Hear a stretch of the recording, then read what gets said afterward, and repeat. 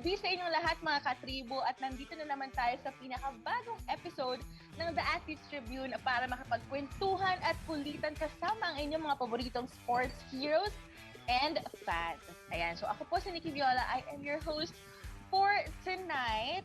And syempre, live na live tayo sa Facebook ngayon, ladies and gentlemen. Actually, parang first time lang ata na sobrang yung talagang live na live kami ng Monday. But I'm really, really excited kasi talagang exciting yung ating guest for tonight. Ayan, so makakasama natin ang isang former libero of UC Women's Volleyball Team and she also played in a few professional volleyball teams. So lahat ng mga volleyball fans natin dyan, for sure, may idea na kayo kung sino yung guest natin. So ito na ha, excited na akong makapagkwentuhan sa kanya tulad ng mga tao dito sa bahay.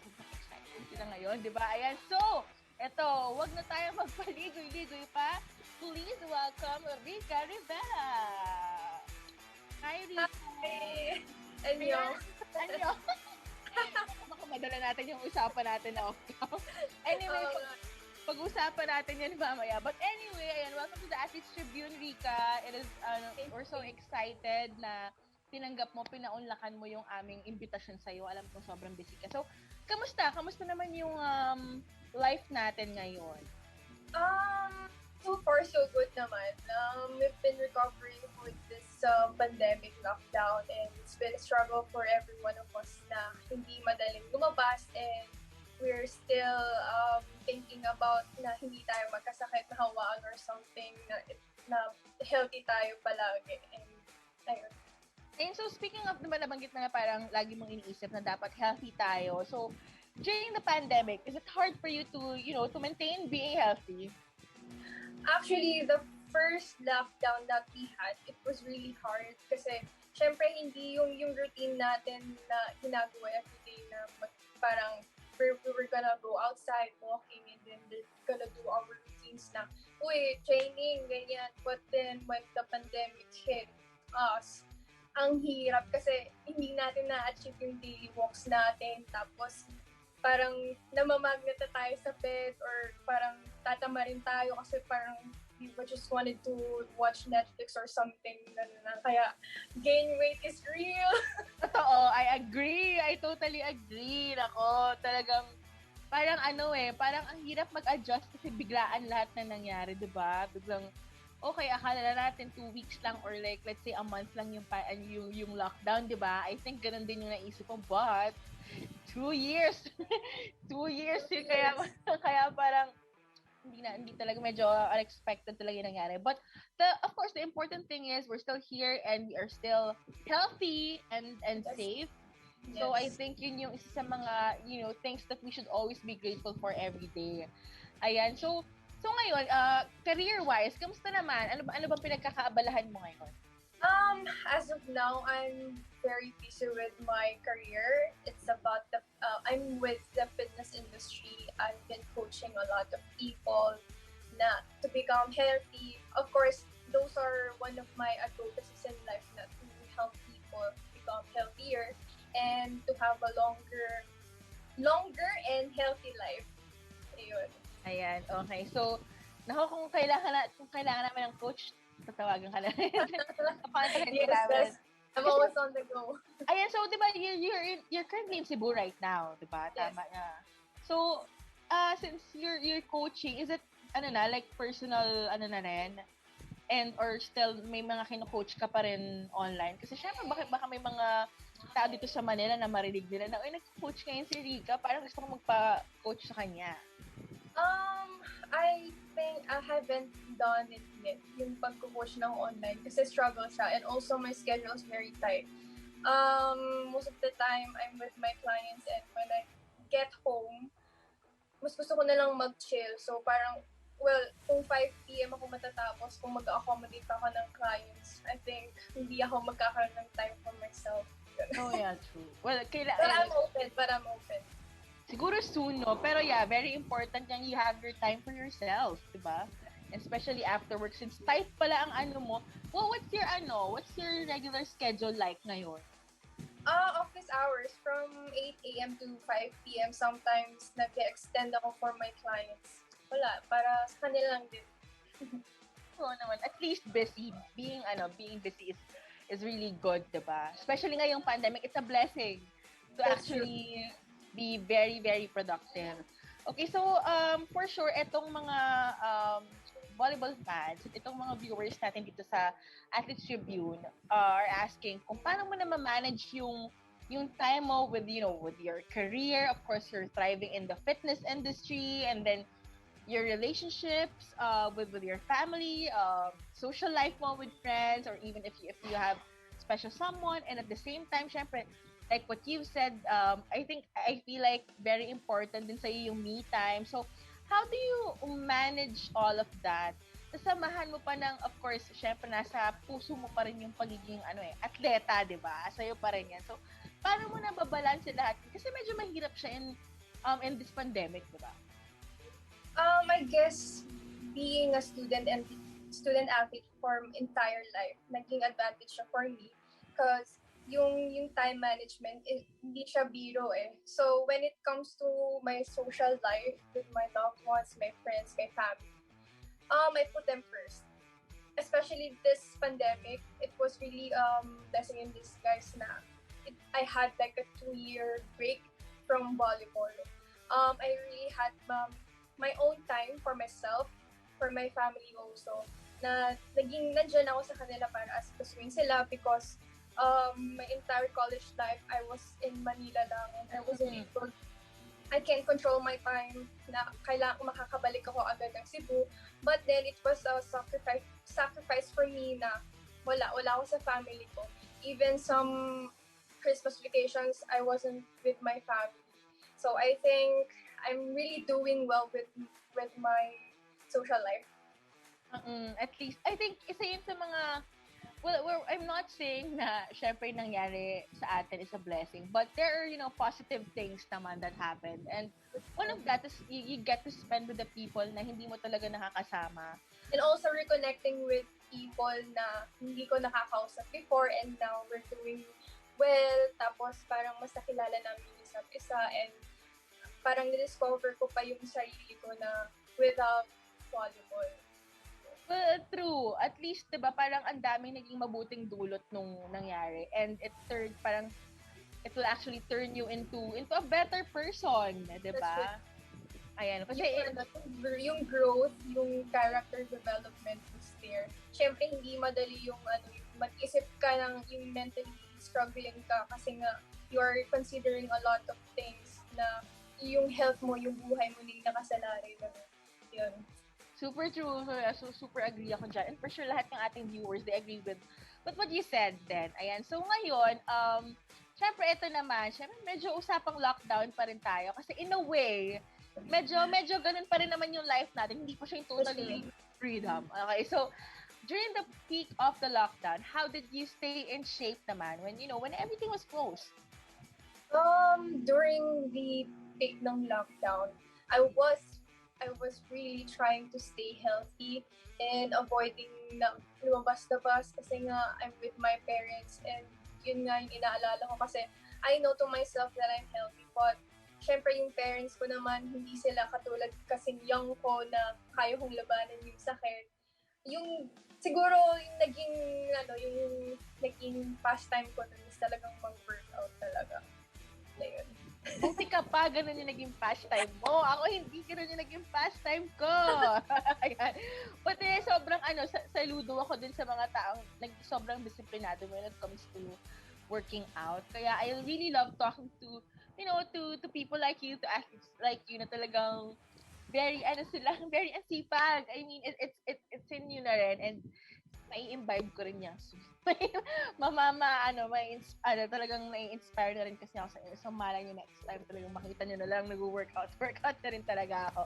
But, ito naman, alam naman natin lahat na since, I don't know if sa Cebu ganun pa rin, pero alert level 1 na rin kayo, diba? Tama? Ay, yung buong Philippines. Yes, alert level 1 na kami. Ayan, so, mas marami ka na ulit na nagagawa. So, aside from career, what's keeping you busy? May mga iba ka pa bang ganun? So far, so good naman. I'm busy with my work and I'm also going back and forth in Manila with my friends and just visiting my loved one. At least, bumabalik-balik ka pala dito. Syempre, maraming nakakamiss sa'yo dito sa Manila. Parang mas marami pa nga ata yung lipat ko eh. Talaga? Pero at least nagagawa na natin yan ngayon. At nakikita nyo, yung, for sure, kung namimiss ka ng mga taong mahal mo dito sa Manila, namimiss mo rin sila. Kaya, sobrang worth it naman yung mga biyaheng ganyan. Yeah. Ayan, so, eto, as a volleyball player, di ba ang position mo is libero? Yes. Ayan, tama ko. So, how much pressure is put into being a libero? Yung pressure talaga is nasa akin lahat. Kasi first of all, hindi mabubuo yung game without having a good defense and also first ball. So kung hindi maayos yung first ball, hindi magkakaroon ng magandang play, hindi makakapatay yung mga attackers namin. So kung hindi ko kayang i-control yung mga teammates ko sa likod, then wala na. Hindi na mag-start yung rally. So how do you deal with that pressure? Well, you've said earlier na all your life you've been a student athlete, plus yun pa yung position mo, which sabi mo nga, talagang andun yung pressure sa libero. So, how do you deal with that? Siguro yung natutunan ko sa coaches ko is kailangan pag libero ka, first ball, matibay yung loob mo. And when you commit an error, kailangan makabalik ka agad. Kasi kung hindi ka makabalik agad, kakainin ka ng pressure ng takot. So, tuloy-tuloy na yun. Kung mangyari yun, mahahawa na yung mga teammates mo, magsa-start talaga sa'yo. So, yun. Contagious no? Contagious. Yes. Kung gaano ka-contagious yung pagiging positive, yung pressure, and then, nakakahawa din talaga, lalo na if you're in a team na halos everyday kayong magkakasama, ganyan. So, I totally understand you. So, well, eto, tinanong kita agad about being a libero, pero hindi ko pa natatanong kung paano ka nagsimula mag-volleyball. So, were you always into that sport? And yun nga, kailan ka nagsimula maglaro? Ano yung naging, like, turning point mo na parang, ay, ano na pala, parang gusto ko tong gawin in the long run? Well, I started playing volleyball when I was in grade 5. Tapos, actually, that time, magta-try out ako for badminton. Tapos, nakita ko yung mga naglalaro na ng volleyball. Yung time na yun, naglalaro yung kapatid ni Enrique Hill, si Andy. Tapos, parang, sabi ko, parang solid naman maglaro ng volleyball. Kasi di ba, volleyball is for, di ba, parang girls na sport. So, I tried. And then, syempre, ako masyado akong competitive. So, every year, gusto ko talaga mag-improve. And then, hanggat sa nag-improve ako na mag-improve, and then, nakapaglaro na ako sa mga national leagues, tapos kinuha na ako ng ibang coaches, hanggat sa, na-recruit na ako. From high school to college. So, nag-high school ka sa Cebu? Yes. And then, dun ka na-discover ng UST? Tama ba? Yes, high school. Ang pagkakalala ko, parang nagsiscout sila dun sa Shakey's, National Shakey's Volleyball. Okay. Ayun. Tapos lagi silang nandun yung mga head coaches kasi yung National Shakey's, one of the best leagues ng volleyball na pwedeng magandang mag-scout ng mga potential rookies. Ayan. Ang ganda, and at least parang through grade 5, no? So talagang ang tagal na rin. And nakikita ko sa'yo while you're sharing your story, talagang very happy ka. Looking back, no? Yeah. Parang ang layo na nating mo. Kalain mo, that gave you an opportunity, I think, first to be to study in Manila, diba? To study in UST and to represent like a really great university. At UAAP pa, alam natin kung gaano kalaki ang UAAP volleyball sa bansa. That was really my dream. I was really aiming to play sa UAAP. And I was really aiming na makapaglaro sa UST. That's why I really continued and pursued talaga na pagbutihin pa. So ano talaga, while you're visualizing nung high school ka na parang, I want to play in the UAAP, it's really UST. It was really UST. Since I was grade 5, I saw playing sila Miss Sassy, Rhea Timokulangan, sila ng Isa Mainso. Grabe talaga. I was really inspired and motivated to do better talaga na makapasok talaga sa school nila. And nakakatuwa to actually think na syempre iniisip mo yan nung high school but parang ito na nga, dumating na nga yung point na maglalaro ka talaga for UST. So, dreams do come true, mga katribo, di ba? Ayan, okay. So, ngayon pala, first part pa lamang ng ating interview with Miss Rica Rivera for tonight. Pero, marami pa tayong malalaman about her. And bago natin ipagpatuloy ang ating kwentuhan, mga katribo, let's have a short break. So, stay with us.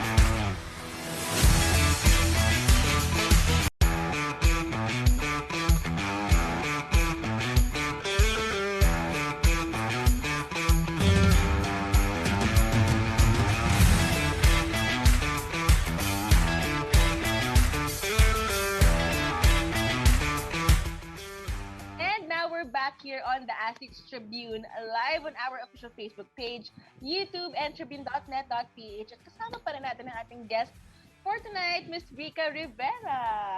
Ayan, the very beautiful. Hi! Ay, dito pala. Okay, very beautiful. Ayan, okay. So, eto na nga, before the break, di ba, pinag-uusapan natin kung paano ka nag-start as an athlete, as a volleyball player. So, kwento mo naman sa amin, how was the student-athlete life back in UST? Okay. The student-athlete life was really challenging.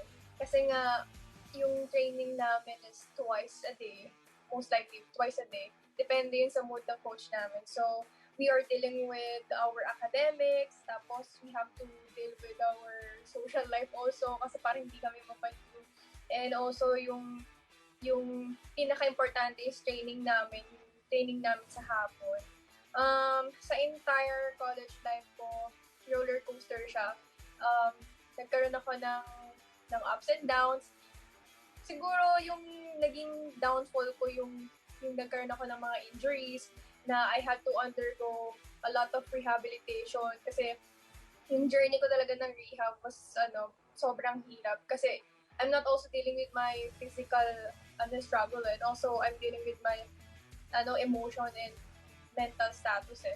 So, ayun, hanggat sa naging third year, twice ako nagkaroon ng injury and also tapos yung fifth playing year ko was also a super, super roller coaster ride kasi at first, yung batch namin, we are aiming na maka-exit kami ng maayos, yung gano'n. Tapos, we are really aiming for the championship. Yung championship na yon. Tapos, ayun, hanggat sa naging masaya kahit di naman kami nag-champion, but at least nabalik namin yung sea of gold na nakikita natin na lagi nag-cheer, yung chant na we've always been dreaming na ibalik yun. And I think, ayun, yun yung naging gift namin sa UST when CC and I and also Dave nag-exit sa UAAP career namin. What was your course ba? When you were Sports and wellness. Sports and so talagang talagang yun yung until now parang inline ka pa rin doon. 'Di ba? Yeah. So it was really your passion, no? Fitness, sports, super being active. So you were telling me kanina na talagang for you maganda rin naman yung exit nila CC, 'di ba, sa UAAP career nyo. But can you so pwede ka ba magkwento ng isang, let's say, pinaka-memorable na nangyari sa'yo during your UAAP career? Pinaka-memorable? Siguro yung pinaka-first game ko na naging official libero ako. I wasn't really expecting na I'd be the libero for the entire season. It was season 77, if I can remember. We were struggling talaga na yung team namin na magkaroon ng maayos na depensa. Tapos, that time, naging first official libero ako. Nanalo kami against Lasal. And that time, Lasal was aiming for championship. And parang upset game siya kasi nga kami yung tinatawag na dark horse nung year na yun. And we did not expect talaga na mananalo kami in 3 sets yun. Ayun. So, naging career growth siya para sa akin. At least parang yun yung first time na naging libero ka. So, talagang memorable, no? Super. Ayan, talagang nakikita ko na hindi mo talaga, well, aside from a lot of that, for sure, ang dami mo pang mga UAAP or parang student athletes moments, di ba? Na for sure, ang dami mo pang gustong ikwento. But yeah, I think yun nga nakikita namin na yun talaga yung pinaka-memorable mo, di ba? Ayan, so, how did your training naman with UST prepare you as a professional volleyball player? Yan. In terms of being a professional player, I think UST did a good job. And every one of us had this character na lumalaban talaga, even though na parang matatalo na we keep aiming na manalo pa rin, na lalaban talaga kami. Yun yung nabigay sa amin na maging mentally strong. And also yung pagbigay ng yung acceptance na matalo. Hindi lahat not all the time you're gonna win, but you also have to accept yung pagkatalo. Which is tama naman. Yan, totoo. Kasi sabi nga nila, di ba, bilog ang bola. So, we can't really expect what's gonna happen in a certain game. Well, all you have to do is just really give your best shot, di ba? And kung matalo, it happens. Kung manalo, thank you, Lord. Di ba? Ganun talaga yon. Okay, so, of course, after being being a player sa UST, you were able to play professionally then, di ba? As a volleyball player. So, can you tell us lang the difference between being a student volleyball player, student athlete, and a professional volleyball player? Yung difference ng pagiging professional is siguro yung intensity ng training is not the same as collegiate level. Kasi sa collegiate level, you have to have parang super condition ka, yung kailangan makipagsabay sa bilis ng takbo. Tapos, yung sa professional kasi it's more on polishing yung skills mo and also yung how you will deal with your teammates and how you will deal with the situation na, for example, yung crucial game, how you will deal with that.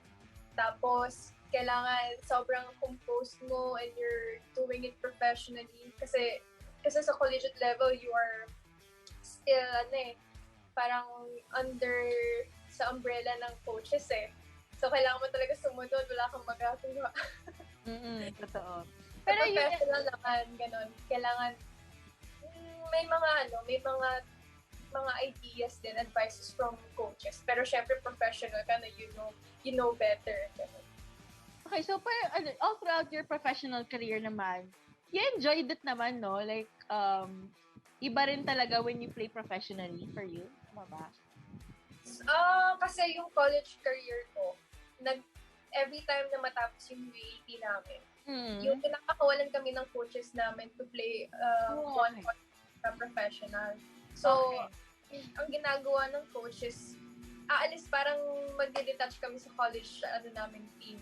And then we're gonna go to other coaches para may matutunan. And then, after the conference, for sure, may matututunan kami. And that's the time na parang mag-brainstorm na kami na, ito pala yung magandang strategy for the team.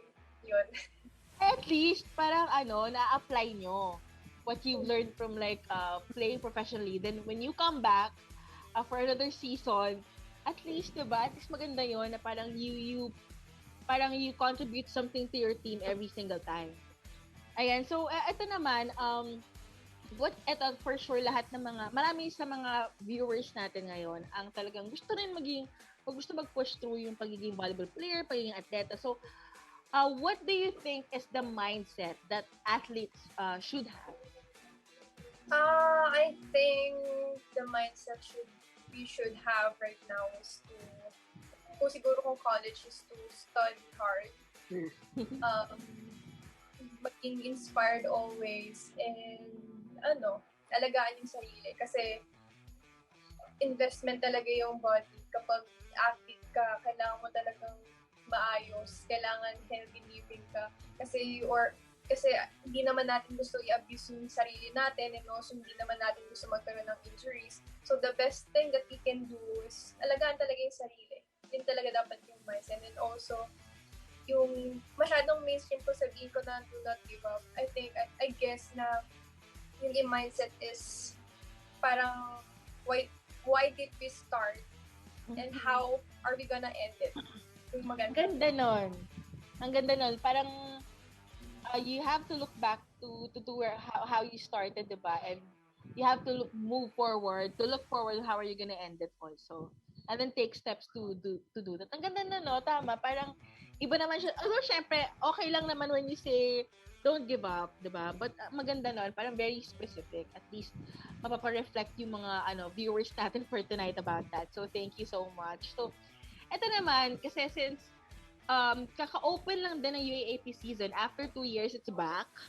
Ayan, yeah. So, how do you see the future naman of UST Women's Volleyball team based sa performance nila since you graduated? So, were you able to see the new team or yung team nung pagkaalis mo? So far, to what I've heard sa new players, they are taller than our batch. Gusto ko yun, they are taller than our taller than our batch kasi syempre, yun nga, ang nakita ko talaga ang lalaki nila. And it's an advantage for the team also. And kasi yung level ng competition sa volleyball is level up. So parang yung younger ones, they are doing their best na maging competitive sa mga professionals. So syempre yung coaches, yung program nila is professional na. So, ang kailangan na lang ng mga bata is to adapt and isa puso yung training para maging better player sila, and they'll be the one na magpapa-step up sa Philippines gumaling sa volleyball. Yes, and with us talking about the new team, UST Women's Volleyball team, na we all think naman if ever they really improve well, meron din silang chance to to play internationally, 'di ba? Just like some of our athletes also. But yun nga, how about when it comes to the international setting? How do you see naman the future of the Philippine volleyball team ngayon? Kasi 'di ba parang recently may mga volleyball teams or players din tayo na talagang nare-recruit sa Japan or ganyan. So how do you see our team blossom sa international scene? Sa Philippine team kasi we are very thankful and grateful for the support naman with the sponsors and the managers na to level up the competitiveness sa volleyball. So what they did is lalabas ng ibang bansa, and then they're gonna adapt the program, and then they're gonna bring it here in the Philippines, and then they're gonna try to make it as a program here in the Philippines sa mga college, ganun, hanggat sa nag-level up yung competitiveness, yung playing styles ng Philippines. And so far naman, yung Philippine team is level up. So kung level up yung Philippine team, meaning the players are having an exposure na makita ng mga ibang bansa sa mga teams na ma-recruit sila. And that's very exciting too, di ba? For the future of not just Philippine volleyball but in sports in general. Kasi mapapakita natin na, alam mo yun, tayo mga Pinoy, kaya natin yan to, not just to represent our country, but to show what our Pinoy athletes can do. And that's something to always look forward to, di ba? Ayan. So, eto naman, Rika, what is your advice to our young audience right now who aspire to have a career in sports, just like you? I think the advice that I can give to them is try to start. Make every step, the baby counts. In baby steps, gawin nila yun. Kasi when you do a single thing and then you keep doing it every day, meaning You are trying to improve yourself. When you're trying to improve yourself, you wanted to level up yourself. So if you're leveling up yourself, ibig sabihin, you are inspired, you are motivated to get that goal or dreams. So don't stop dreaming. Mainstream again. Don't stop dreaming and make parang sa puso and parang gawin nila, hindi puro plano lang. Totoo. Totoo, parang hindi lang parang puro salita, di ba? Dapat may gawa din talaga. Kasi hindi naman ibabagsak sa inyo ang opportunity. Most of the time, di ba, there are people na who are, very blessed and lucky na biglang andyan na yung opportunity sa kanila. But for the rest of us, we really just have to work on it, di ba? Parang it will take days, weeks, or even years. Pero di ba, once you're living your dream, it's all worth it. It's all worthwhile. Ayan. So, ako, napaka-inspiring ng ating talk with Rica Rivera for tonight. Pero hindi pa po tayo dyan nagtatapos, mga katribo, dahil sa ating pumabalik, mas kikilalanin pa natin si Rica on a more personal level. Wow! Ayan. Kaya tutok lang, mga katribo, magbabalik ang The Athletes Tribune.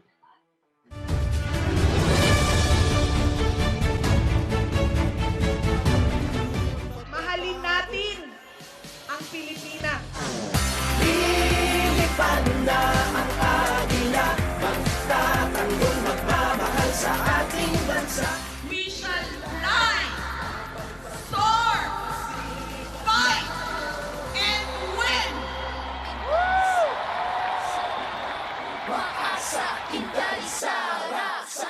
This public service advisory is brought to you by Daily Tribune and 100.3 RJFM.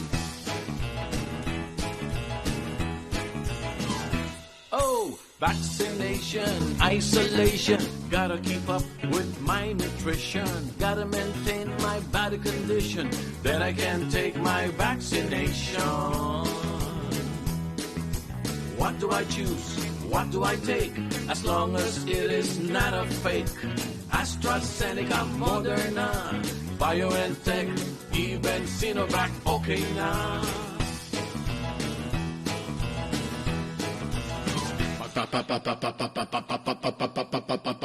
Babakuna ka ba? Babakuna ka ba? Babakuna ka ba? Babakuna ka ba? Babakuna ka ba? Babakuna ka ba? Vaccination for the nation, no more isolation. With vaccination, babakuna ka ba? Babakuna ka ba? Babakuna ka ba? Babakuna ka ba? Babakuna ka ba? Babakuna ka ba? Babakuna ka ba? Paturok, paturok. This public service advisory is brought to you by Daily Tribune and 100.3 RJFM.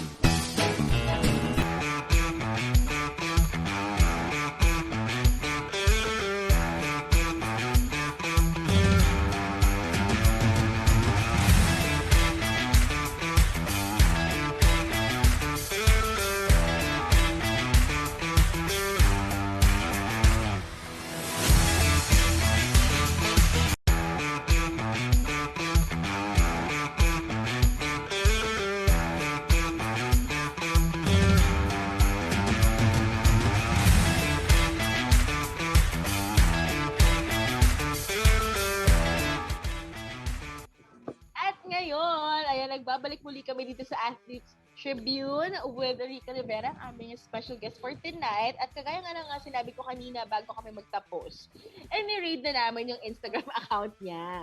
Ayan, so ito na nga, Rica, kagaya na sinabi ko kanina, we picked some of your Instagram photos and posts at kailangan mo lang gawin, napakadali lang, kwentuhan mo lang kami with the story behind that post or photo. Okay, so ready na? Sure, ready. Okay, so ito na ang ating first photo. Yan. Nakalimutan ko yung tawag yan, but it was parang caught in action talaga yung namaganyan kami. Kasi I really love swimming. I really love doing diving, scuba diving, whatever. Kasi, wala lang. Parang nag-heal siya sa soul ko and my mind. Wala lang. Yung recreational activity ko lang. And also Cebu is parang sobrang daming beaches. Ayun, tinatake ko na yung advantage na to tour around. Ayan. So you love water. Yeah, super. Ayan. Ayan. Okay. Okay, so maganda sa Cebu, lalo na ako, experience ko dyan yung Oslo, be. Yung, grabe yun. Kahit na nanginginig ako. Nanginginig ako sa takot. Pero, it's an experience, diba? Okay. So, next photo. Oh, that was in Japan. December. I was touring with family. Tapos, nandiyan kami. Wala lang, tour lang kami. Kasi hindi naman ako nakagala. So, might as well take the advantage na picturean yung moment na yun. Okay, ayun na. Ito na. Lumabas na ang third photo. That's the next. Yan. I think that was 2019. That was the last photo taken na naglalaro ko as a player sa UST. And I even also posted the long message na signing of the number 18 jersey. Tomasino jersey. And it was a goodbye for the UST fans. But it wasn't a goodbye for me sa volleyball. So, naman. Definitely, it was more career growth when as a volleyball players. I'm still there, but I'm also hindi rin ako mawawala as a Domasian of supporting my colleagues, my teammates before and sa mga younger ones. And of course, we're also looking forward to see you, diba? Soonest. Okay. So, ito na, next photo. That was last year. It was Halloween. I was with my best friend and she really planned na pumunta dyan and I did not even had that before na mag-dress up ka nga tapos ayun. So, parang naging kami. Anong costume? Anong character niyo dyan? Parang devil. Cute! Pero ang ganda niyo naman. Ang ganda niyo pareho. Ayan. So, cute naman. Pero, they usually, is it your first time to celebrate Halloween or? Yeah. It was. Ay, masaya. Good job. Okay, so next photo. That time, I cannot forget that moment kasi when every Sunday, devotion day, we go to church with my teammates, beach volleyball players. I was with CC. We are always going to church na. Yun yung nagiging pastime namin every Sundays. Yung pahinga namin, rest days. Yan lang. Ayan. So, at least na-reminisce ka rin, diba? So, well, anyway, Rika, thank you so much for joining us tonight and for sharing your journey, your experiences, yung mga kwento mo. But before we wrap this up, is there anything that you'd like to say to all of your fans, colleagues, watching right now, or baka may gusto kang i-promote, like the social media? Okay. Siguro for my fans na I think I'm really aiming to go back this year and I've been preparing na maging naayos this year and condition na. And also, my friends wanted to have a shout out to Go! but to my best friends, Miki, and to Pancho family, and to my family also, hello. And also to my Anytime Fitness family, hello.